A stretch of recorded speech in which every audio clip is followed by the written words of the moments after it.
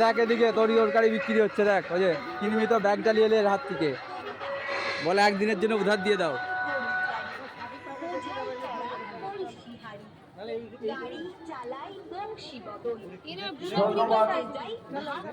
চলায় ডাবু দিতে মানা করছে বুড়িকে, ডাবু পিঠা করবে বলে, ওই জন্য